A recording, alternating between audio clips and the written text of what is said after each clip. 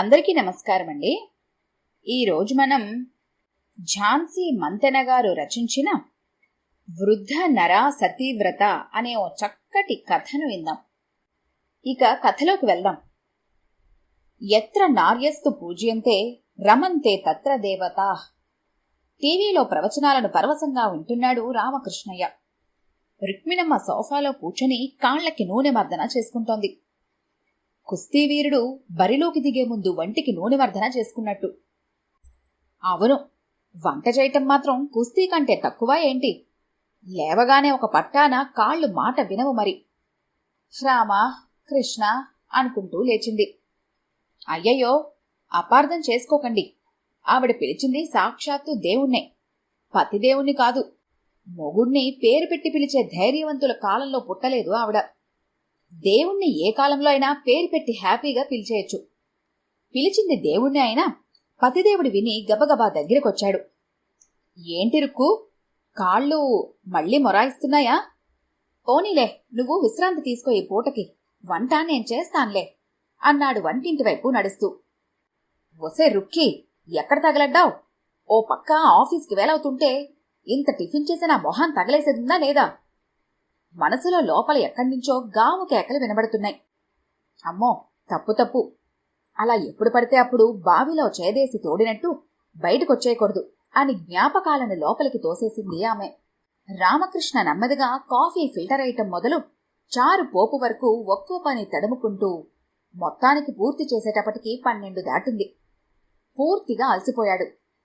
Hush అనుకుంటూ సోఫాలో కూలబడ్డాడు. కాస్త పనిచేసి ఉస్సూరుస్సూరు అనటం. ఆ పక్కింటి సింధి ఆవిడ్ని చూడు, ఎంత పనిచేసినా ఎప్పుడు ఎంత ఫ్రెష్గా ఉంటుందో. ఎప్పుడో భర్తన్న మాటలు మళ్లీ బయటకొస్తున్న జ్ఞాపకాల మీద ఒక్క మొట్టికాయ వేసి వడ్డన చేయడానికి లేచింది. యాంత్రికంగా భోజనం చేస్తోంది కాని పాత జ్ఞాపకాలు లోపల రొదపెడుతూనే ఉన్నాయి. దానికి కారణం లేకపోలేదు. పొద్దున్న అమెరికా నుంచి కూతురు ఫోనిచ్చిన దగ్గర నుంచి మనసు నిలకడగా ఉండటం లేదు. ఏంటోనే అమ్మా, పెళ్ళై 12 ఏళ్లైనా ఏదో ఒక విషయం మీద ఈయనకి నాకు కీచులాట వస్తూనే ఉంటుంది. పోనీ అదేమైనా సీరియస్ విషయం అంటే అదేమీ ఉండదు. నాకు కూడా ఇదివరకులాంటి ఓపిక ఉండటం లేదు. అయినదానికి కానిదానికి మాట మాట పెరుగుతోంది. గొడవ సద్దుమనిగా ఆలోచిస్తే ఎందుకు గొడవ పడ్డామో కూడా గుర్తుండదు ఒక్కోసారి. బయట వాళ్ళెవరైనా చూస్తే చక్కని సంసారం, ముచ్చటైన పిల్లలు, ఏ చీకు చింతలేని జీవితం అనిపిస్తుంది. కాని ఎప్పుడూ ఏదో నస ఉంటూనే ఉంటుంది. లోపం నాలో ఉందో ఆయనలో ఉందో అర్థం కావటం లేదమ్మా. నాన్న చూడు, నీకు ప్రతి పనిలో ఎంత సహాయంగా ఉంటారో, నిన్ను పల్లెత్తు మాట అనరు, ఎంత సర్దుకుపోతారో. అలా ఉంటే గొడవలెందుకు వస్తాయమ్మా అంటూ కూతురు చాలాసేపు మాట్లాడింది. మన సమాజంలోని చాలా కుటుంబాలలో ఇలాంటి వాతావరణమే ఉంటుంది. చాలా మటుకు ఈగోలే కారణమవుతాయి. ఎక్కువ భాగం పురుషాహంకారం అర్థం చేసుకోనివ్వదు. ఇద్దరూ ఉద్యోగం చేస్తున్న కుటుంబాల్లో కూడా తన వల్లే ఇల్లు గడుస్తోంది అనే ఒక రకమైన అబద్ధపు భావనల్లో ఉంటారు. పెద్దగా సీరియస్ సమస్యలేమీ ఉండవు. కాని చిన్న విషయాలే చిలికి చిలికి గాలివాన అవుతుంది. ఎంత వద్దన్నా వినకుండా మనసు గతంలోకి జారుతుంది. రుక్మిణి 4 అన్నల ఒక్కగానొక్క ముద్దుల చెల్లెలు. ఆఖరి పిల్ల అయ్యేటప్పటికీ అమ్మా నాన్నల అపురూపాలకు కొదవ లేకుండా పెరిగింది. పనులు బాధ్యతలు లేని ఆనందకరమైన 16 ఏళ్ల జీవితాన్ని గడిపింది. ఎవరి పెళ్లిలోనూ రుక్మిణిని చూసి రామకృష్ణ ఇంట్లో అందరికీ నచ్చటంతో చకచకా మాటలు, అంతకంటే చకచకా పెళ్లి జరిగిపోయాయి. 16వ ఏట చీరసారె లాంఛనాలతో అత్తవారింట అడుగుపెట్టింది ఆమె. ఆడపడుచులందరూ పెద్దవాళ్లవటంతో పెళ్లిళ్ళై అత్తవారిళ్లలో ఉన్నారు. ఇంట్లో హడావిడి అంతా అత్తగారిదే. మామగారు ఊరేగే ఉత్సవ విగ్రహం. అత్తగారు వడ్డించినవి గమ్మున తినేసి పుస్తకాలు చదువుకుంటూ మధ్య మధ్య ఆవిడ చెప్పే మాటలు వింటూ ఉంటారు, నోరు మెదపకుండా. లాజిక్ లేని తెలుగు సినిమా చూస్తున్నట్టు. బంగారం లాంటి అల్లుళ్ళు కూతుళ్ల మాట జవదాటరు. కొడుకు ఉన్నాడు ఎందుకు, చెమట వాజమ్మ, కోడలు కొంగు వదలడు అనే అతి మామూలు మనస్తత్వం అత్తగారిది. మొగుణ్ణి కొంగును కట్టుకోవటానికి ఆవిడ వేసిన పాచకలన్నీ కోడలెక్కడ వేస్తుందోనని ఎప్పుడూ ఒక కంట కనిపెడుతూనే ఉండేది. ఇక రామకృష్ణ కూడా పేరులోని మొదట భాగంలోనే ఉండే రకం. తల్లి మాట జవదాటం అనే మాట కలలో కూడా అనుకోలేదు. ఏదైనా గొడవొస్తే సర్ది చెప్పే సమర్థత లేదు. ఒక్క రామకృష్ణ విషయంలోనే కాదు, చాలా మధ్యతరగతి కుటుంబాల్లో కనబడే సర్వసామాన్య విషయం ఇది. నోరేసుకుని బతికే గయ్యాళి భార్య అయితే అమ్మచాటును చేరి సర్ది చెప్పడానికి ప్రయత్నిస్తారు. తల్లికి నోరెక్కువైతే భార్యపైన విరుచుకుపడటం తప్ప నిజం ఎటుంటే అటు నిలబడటం చాలా అరుదు. ఆడవాళ్లు మాత్రం తక్కువ తిన్నారా, ఏమాత్రం తగ్గినా ఇంట్లో అధికారం ఎక్కడ పోతుందో అన్నట్టు ప్రవర్తిస్తారు.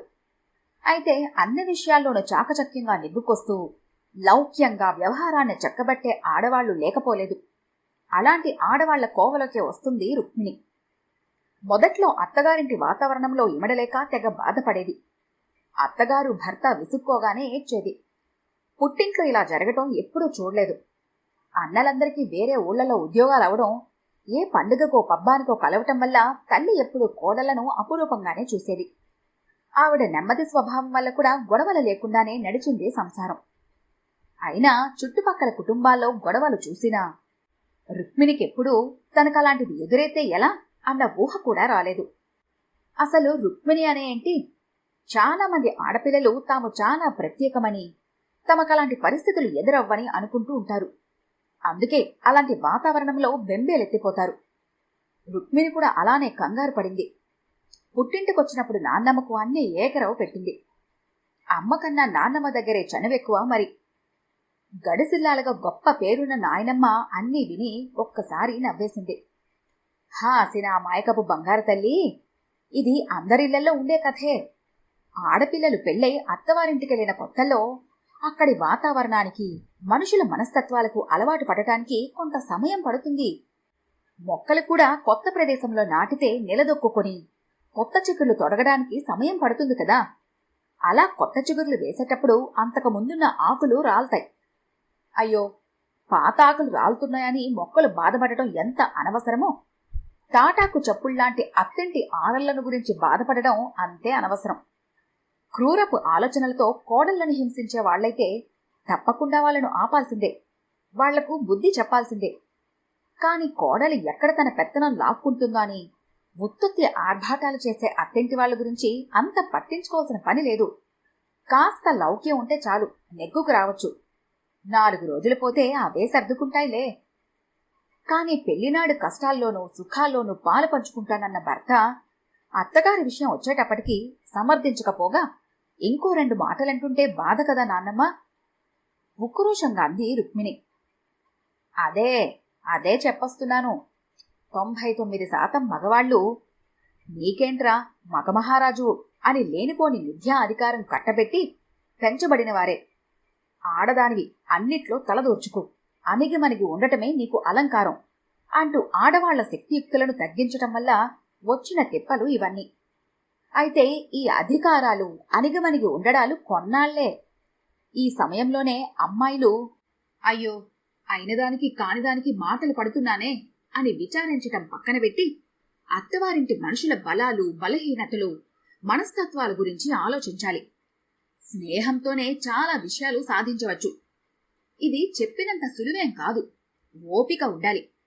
ఒక్క విషయం గుర్తుపెట్టుకో అమ్మలు, నీకు భర్త అవసరం ఎంతుందో అంతకంటే ఎక్కువ నీ అవసరం నీ భర్తకి ఉంది అనే విషయాన్ని నువ్వు అర్థం చేసుకుంటే నెమ్మదిగా నీ భర్త అత్తగారు తలుచుకున్నట్టే చేయటం అంత కష్టమేమీ కాదు అంటూ చాలా చాలా విషయాలు మనవరాలికి చెప్పింది నాన్నమ్మ.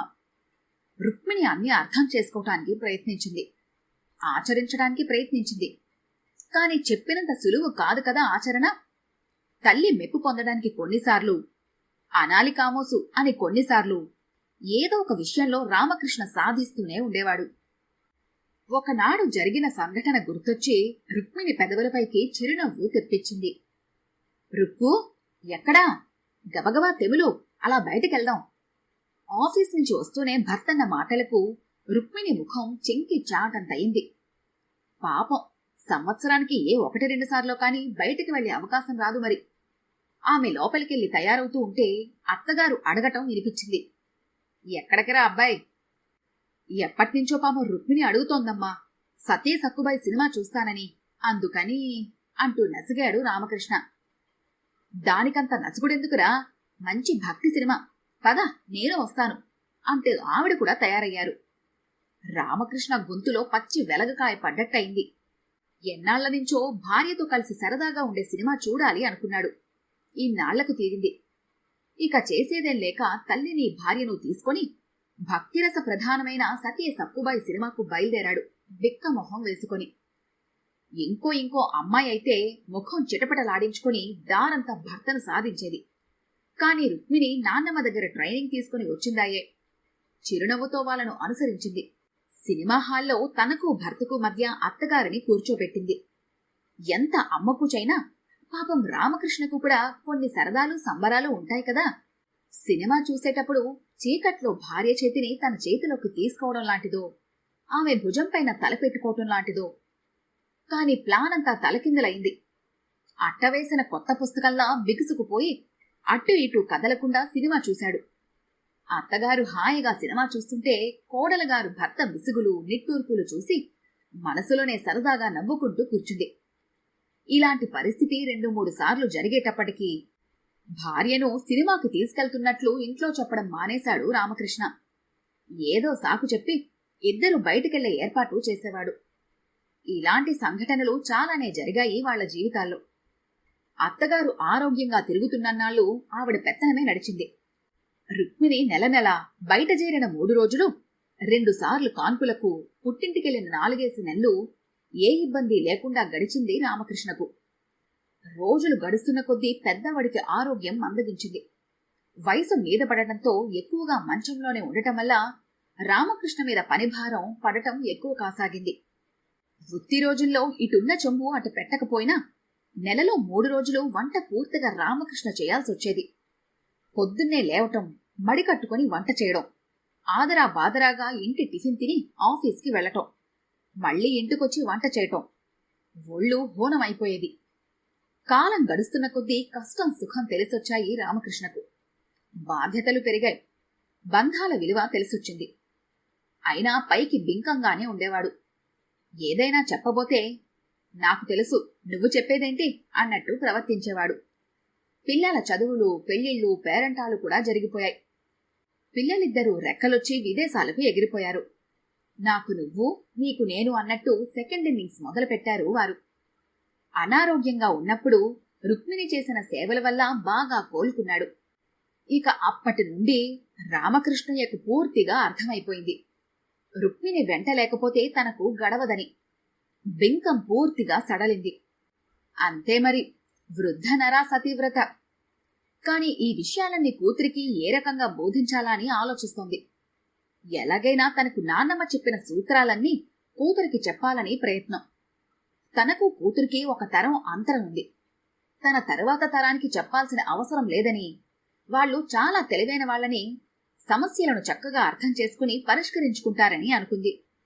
కాని వీళ్లు సమస్యను భూతద్దంలోంచి చూస్తున్నారు. ఇక లాభం లేదు. నాన్నమ్మ సూత్రాలకు ఇప్పటి తరానికి సరిపడా అమెండ్మెంట్ చేసి వాళ్లకు బోధించాలి అనుకుంటూ ఫోన్ వైపు నడిచింది రుక్మిణమ్మ. ఈ కథ కనుక మీకు నచ్చినట్లయితే లైక్ చేయండి, షేర్ చేయండి. మరిన్ని ఇంట్రెస్టింగ్ కథల కోసం మా ఛానల్ని తప్పకుండా సబ్స్క్రైబ్ చేసుకోండి.